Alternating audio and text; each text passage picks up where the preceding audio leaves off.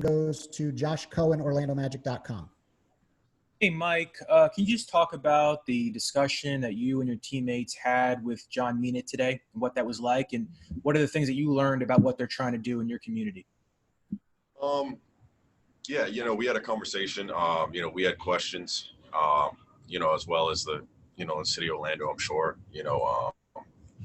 of the recent incident that happened with Salathis Melvin. And, we had questions. So we just wanted to, ask those questions, see where the sheriff's head was at with them and, kind of get some answers. Christian Brewy, WFTV. And Michael, what were the answers that you got, and were you guys satisfied with the answers you got with the incident with Salathis Melvin? We asked him about, the body cams. We asked him about, the racial slurs that were used in the video. We asked him about policies in general. We asked, what can we do to change? And, he's in a, an interesting position, I should say. Like, personally, I wasn't, thrilled with, some of the answers that he gave us. But, at the end of the day, he's doing his job. That's, it's tough for me to speak on, if I'm being honest. I'm, unhappy with how, things, are going and how things are handled.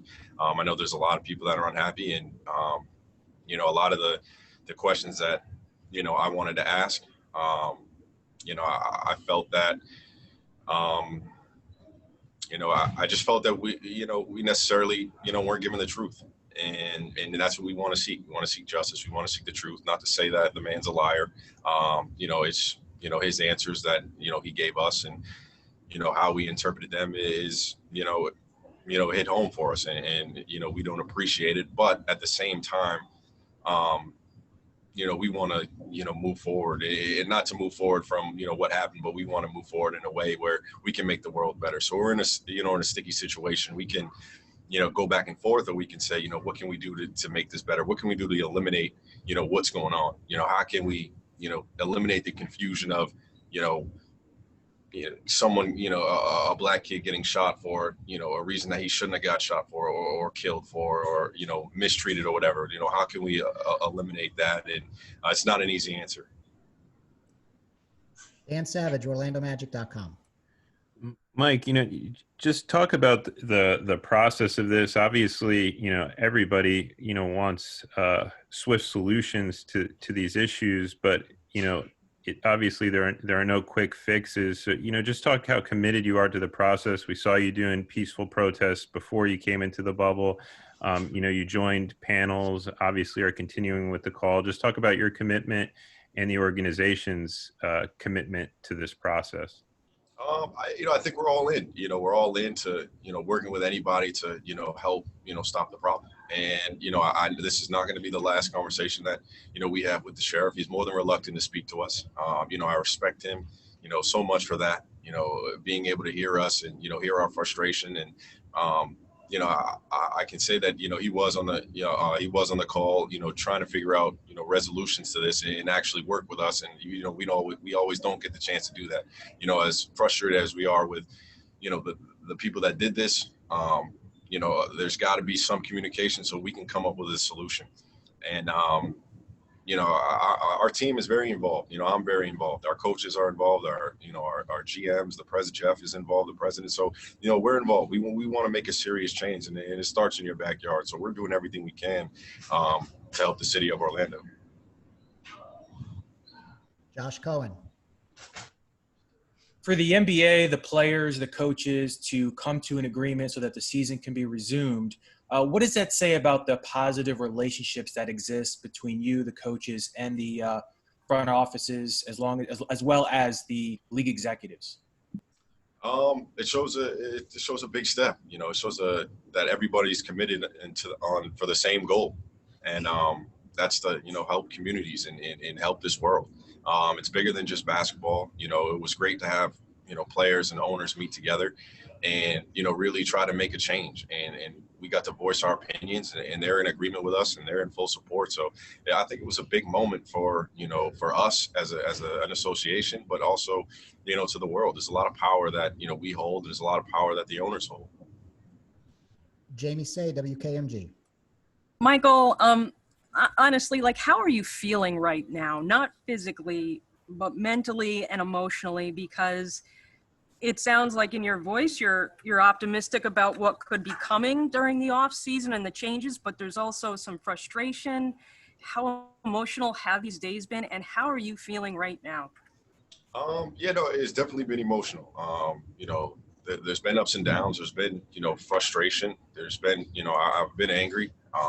Nobody likes, seeing that, and nobody likes when, Black people being mistreated, man. Like that's something that, obviously, shouldn't, it shouldn't happen. And when it does, time and time again, people get frustrated and people want it to stop.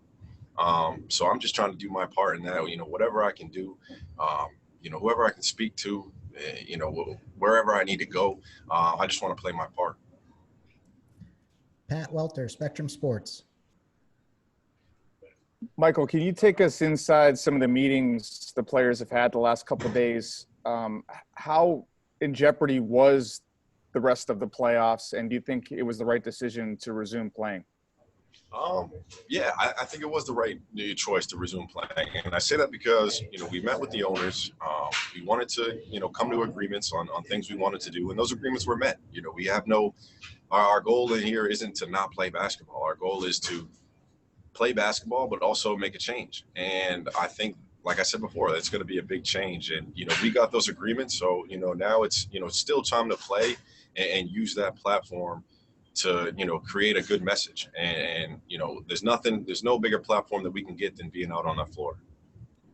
Evan Fitzgerald, Fox 35. I know that getting out there and finishing these games are so important to you guys, but do you guys feel like in some ways you got the players together, sort of realize more of a power that you guys have to sort of force change and force people to talk about things that maybe they don't want to talk about on a national scale? Is there sort of a realization of the power that you guys have together to do that?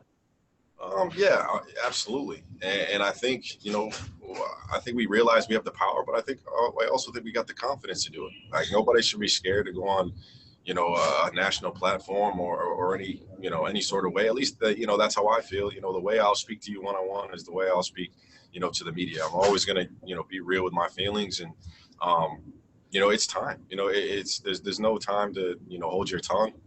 We need to speak up, for what is right. And I think, everybody in the league and in other leagues are on the same page as well. Okay, two more. Christian Brewy. Michael, we saw in the first bullet point from the release that a social justice coalition will be organized. We know you've been out in front on many of these things that have been going on. Are you going to be a part of that? Absolutely. And do we know what it will look like? How many people, players, do you know that yet? At the meeting that was our second meeting yesterday with the owners, there was 2 people from each team. So I don't know if it's going to stay in that format, but I know I'm going to be a part of it, and I don't know what the exact format looks like.